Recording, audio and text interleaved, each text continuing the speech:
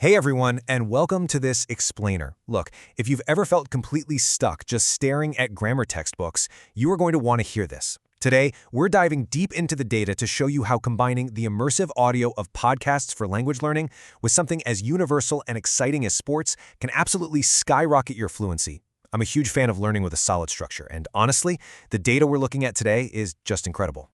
So, let me ask you a question. Do you know how to narrate a goal in English? I know, it sounds a little trivial at first, but really think about it for a second. We spend literally years memorizing grammar rules, right? But when it's time to express real, raw emotion, like jumping off the couch and screaming in pure joy or frustration, the words just completely vanish. There's this massive gap between passive classroom learning and actual real-world expression. And that is exactly the gap we're going to bridge today. All right, so here's our roadmap for this explainer. 1. The podcast revolution. 2. Sports as teachers. 3. Sports vocabulary in practice. 4. Choosing a podcast. And 5. Top recommendations. Let's kick things off with Section 1, the podcast revolution. This quote from Polyglossic really hits the nail on the head about a fundamental shift we've seen. The traditional barrier to entry, it's been completely destroyed.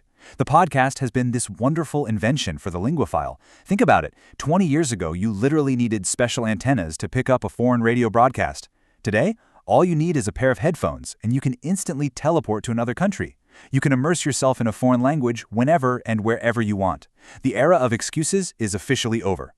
And according to the folks over at the language exchange platform Tandem, the sheer benefits of this audio immersion are massive.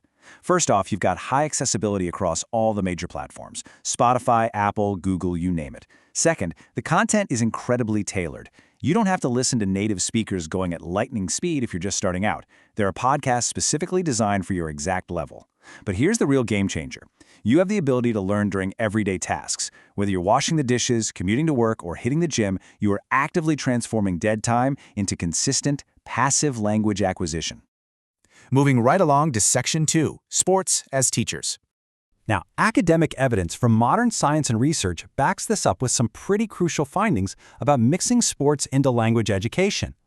They found that sports capture attention and generate this immediate, undeniable enthusiasm. Plus, they force contextual language use. I mean, you aren't just learning the verb to run in a vacuum, you're learning it because a player desperately needs to run to score a point. This naturally expands a really rich vocabulary and builds deep cultural understanding. Sports just engage the human brain in a way that reading textbook sentences simply cannot manage. Which brings us nicely to Section 3, sports vocabulary in practice. You know, sports acts as this kind of modern Tower of Babel. We pulled some great insights from the channel Education Physica Fácil, and it's fascinating to notice how English terminology is already universally mixed right into our native languages. Take tennis, for example. We already say forehand and backhand. In baseball, everyone knows what a home run or a strike is. In volleyball, we constantly hear terms like spike and block. When you start consuming sports podcasts, you suddenly realize you already know dozens of words. This built-in familiarity totally eliminates the fear of listening to audio that's 100% in English, and it gives you that boost of confidence to just keep going. And the context teaches you real nuanced mechanics, too. Check out this analysis from the Fluency Academy channel. When a team scores, an American commentator will typically say, "Brazil finds the back of the net," right?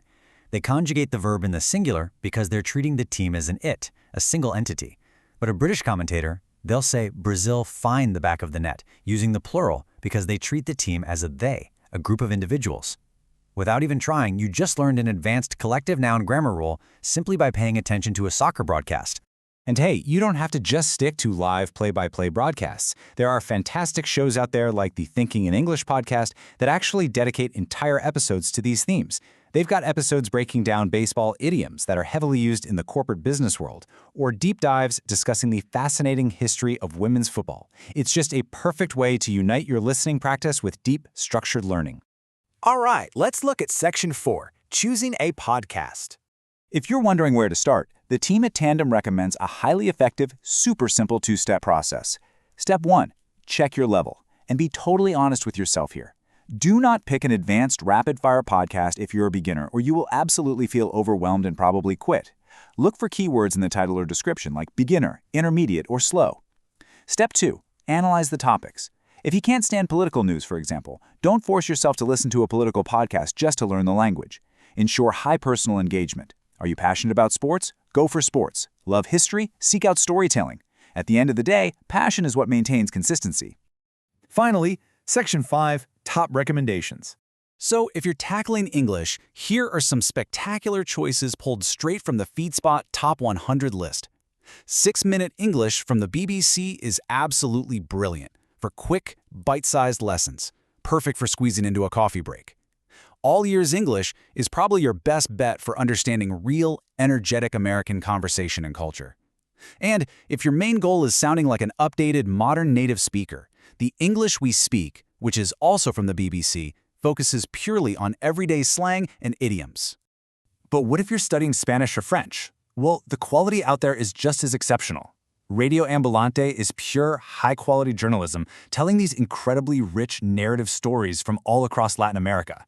Unlimited Spanish uses a really clever Q&A technique that forces your brain to actively interact with the audio. And for French learners, News in Slow French is literally an oasis. It covers world current events, but spoken at a pace your brain can actually process and comprehend without panicking. And what if your challenge is German? Or maybe you're just a massive language nerd in general. Coffee Break German is wonderfully structured with relaxing lessons to help you build a solid foundation. Easy German is sensational because it goes out and gets real street interviews, showing you how native speakers actually converse in the wild. Finally, Language Nut is the perfect multilingual podcast to get you inspired, letting you hear polyglots discuss the unique challenges and the absolute beauty of learning multiple languages. So, after digging through all this research together, I want to leave you with one final, very important question. Which passion will you use to unlock your fluency today? The tool to do it is quite literally sitting in your pocket right now. Go find a podcast that perfectly aligns with your interests, throw your headphones on, and let your downtime become your greatest teacher. Thanks so much for joining me for this explainer. Stay curious, and we'll see you next time.